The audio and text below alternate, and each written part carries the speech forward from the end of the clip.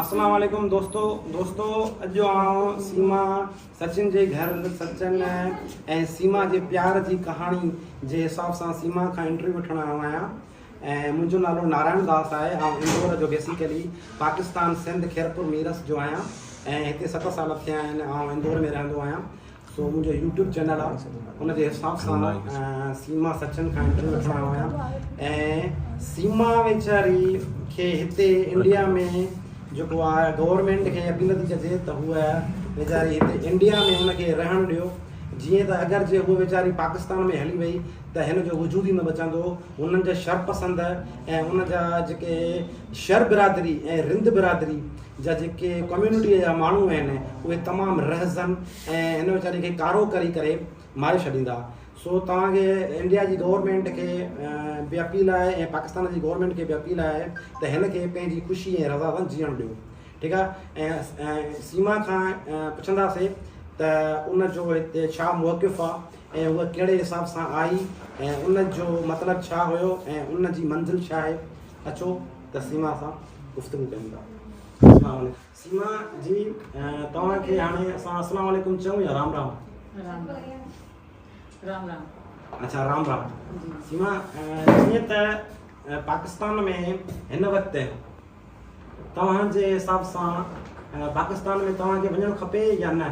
बिल्कुल भी न। छो जो पाकिस्तान जी मां मीडिया में ॾिसां थी, पाकिस्तान जी पूरी पब्लिक वॾा नंढा जेके बि ऑफिसर आहिनि सभु हिकिड़ी ॻाल्हि करनि था। ऐं पाकिस्तान खां रेगुलर मूंखे धमकी बि अचे थी, मुंडी कटींदासीं, फांसी ॾींदासीं, अलॻि अलॻि तरह जी धमकियूं अचनि था। पाकिस्तान त मुंहिंजे लाइ ख़तरो आहे, मुंहिंजे त मुंहिंजी धीअनि जे लाइ बि ख़तरो आहे, मुंहिंजे न्याणियुनि खे आहिनि उन्हनि जे लाइ बि ख़तरो आहे। ऐं मां पाण बि पंहिंजी रज़ा ख़ुशी सां वञण बि नथी चाहियां। मां हिते इलाही ख़ुशि आहियां, हिते मुंहिंजो कुझु बि न आहे ख़ासि जंहिंजे करे मां हिते वञा।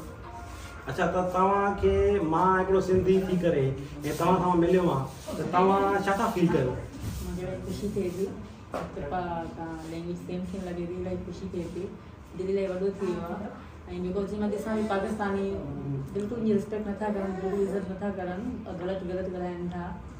पर उन्हनि खे बि थैंक यू चवंदमि, भले चयो पई ॻाल्हि थी मन जी मूंखे ख़बर आहे मूं सां छा थियो छा न थियो, उनखे मुंहिंजी दिलि जी ख़बर न आहे। जेको ॿुधायो वञे त उनखे एतिरी ख़बर आहे, उनखे मुंहिंजे अंदरि जी ख़बर न आहे, मां कहिड़ी हालातनि में कहिड़ी कैफ़ियत में उनखे काड़ी ख़बर न आहे। उनखे बस थैंक यू चवंदमि, काई ॻाल्हि नहीं।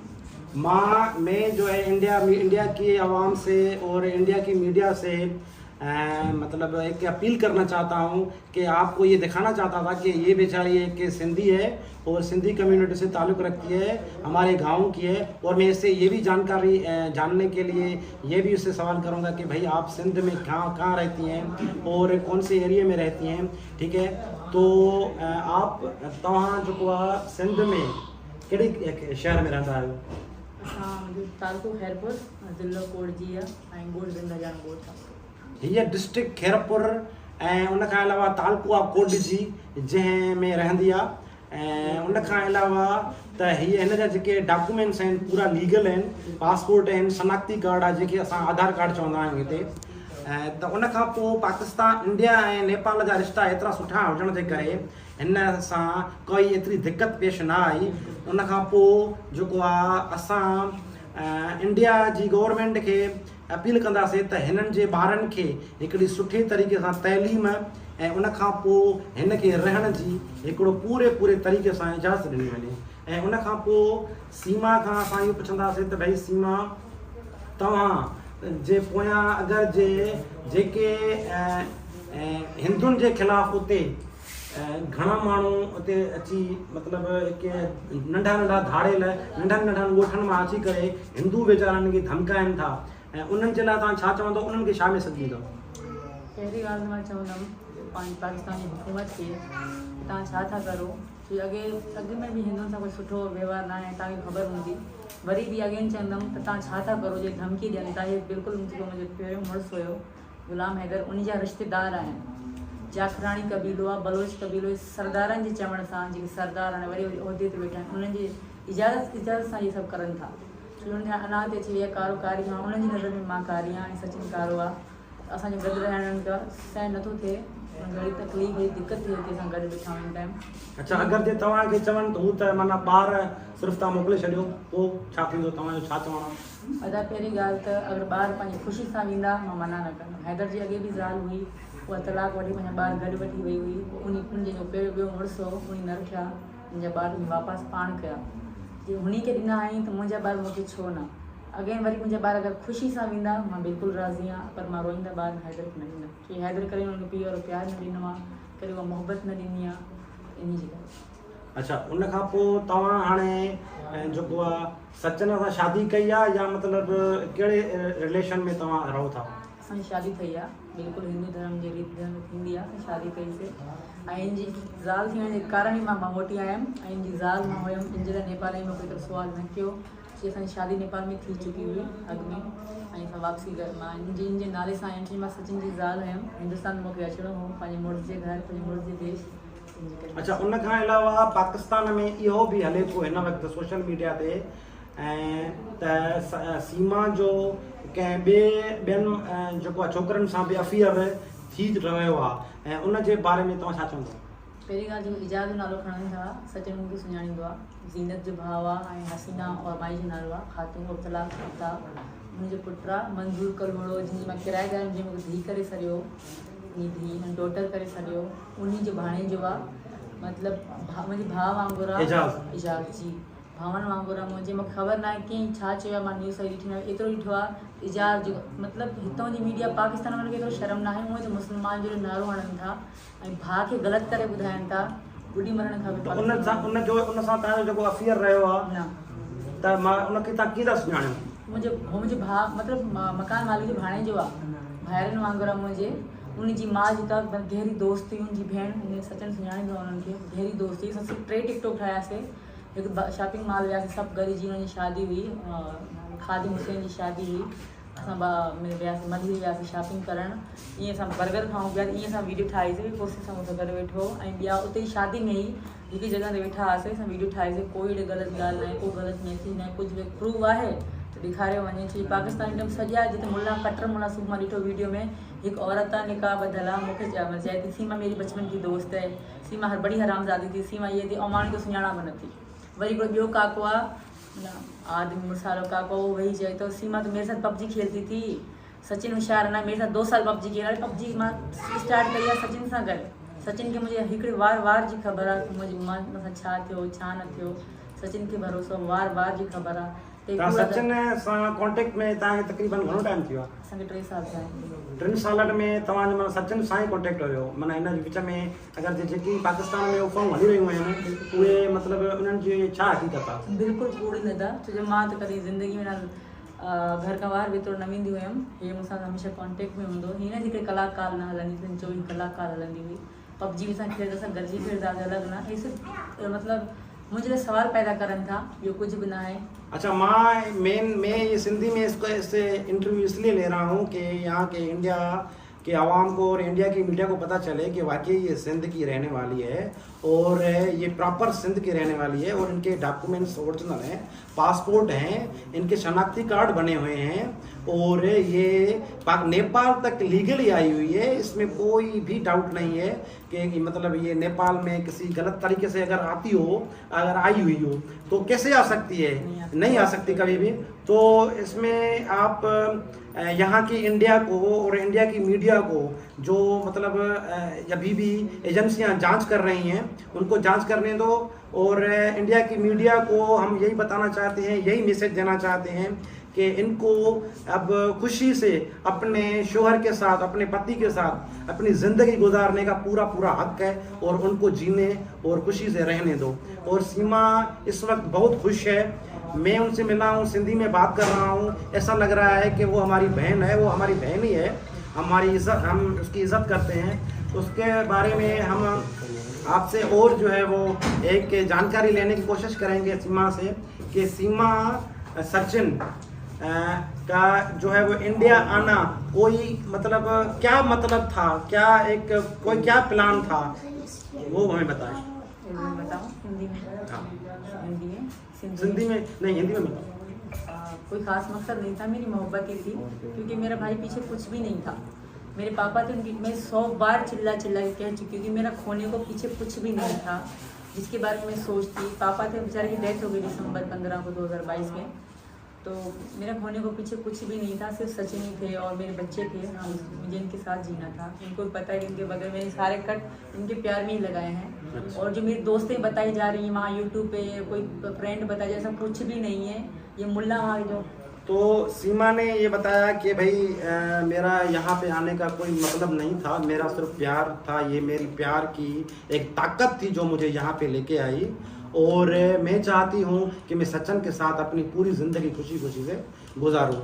और मेरे बच्चे जो है वो मेरी इज़्ज़त हैं, मेरे बच्चे मेरे साथ रहेंगे। अगर वहाँ गए मेरे बच्चे भी और उनकी पाकिस्तान की गवर्नमेंट है और वहाँ के जो डाकू हैं उनकी धमकियों से कुछ भी नहीं होगा। और उसमें ये है कि हमारे बच्चे जो है वो मेरे साथ रहेंगे तो उनका मुस्तकबिल अच्छा हो जाएगा।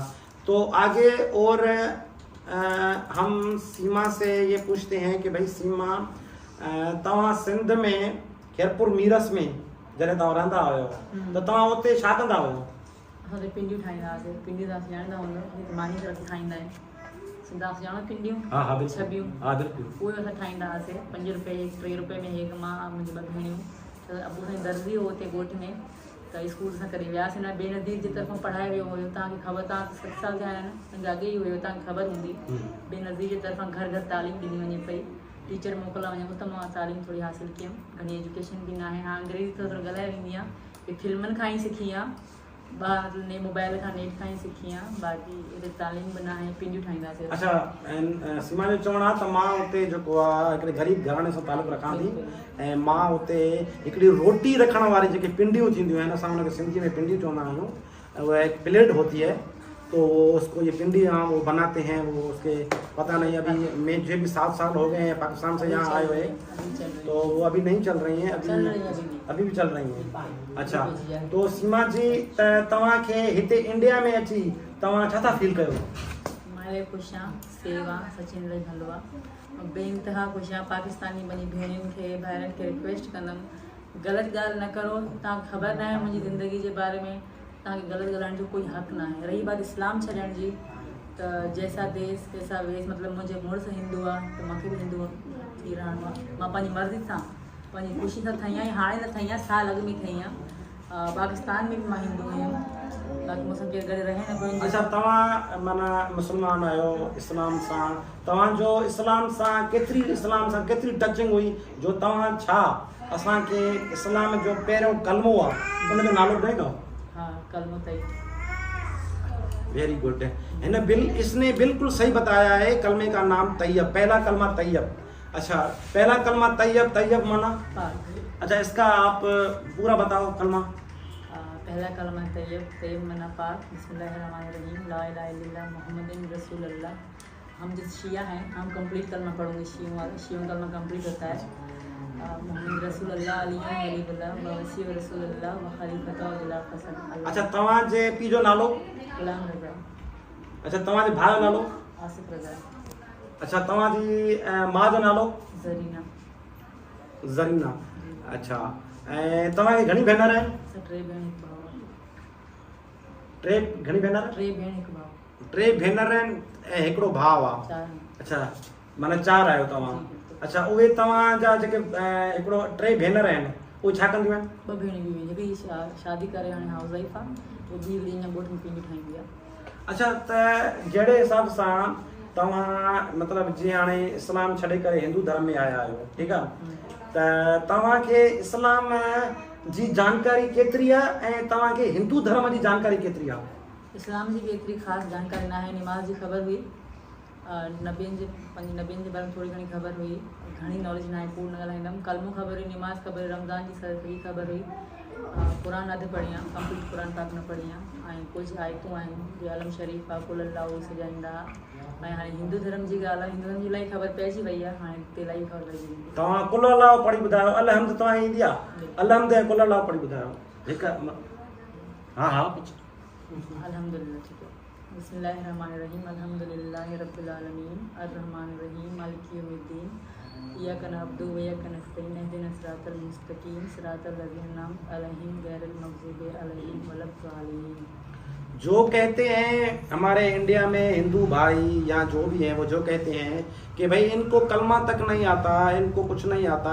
देखो ऐसी बात होती है कि आदमी बूढ़ा हो जाता है, कभी कभी वो अपने उनकी दीन को पता नहीं होता है, कि बेसिक चीज़ों का पता नहीं होता है। आजकल की नौजवान जो है ज़्यादातर फिल्मों में घुसे हुए हैं या फिर मतलब ऐसी एक्टिविटीज़ में वो आ गए हैं। उनका पढ़ने लिखने के हिसाब से दीन में तवज्जो ज़्यादातर बहुत सारे नौजवान आजकल कम दे रहे हैं। तो ऐसा नहीं है कि ये आज मैं इनसे इंटरव्यू मैंने लिया है, ये सिंध के रहने वाली है, पाकिस्तानी है और इन्होंने जो है वो सचिन से प्यार किया है और इन्होंने प्यार की ताकत से यहाँ पे आई हुई है।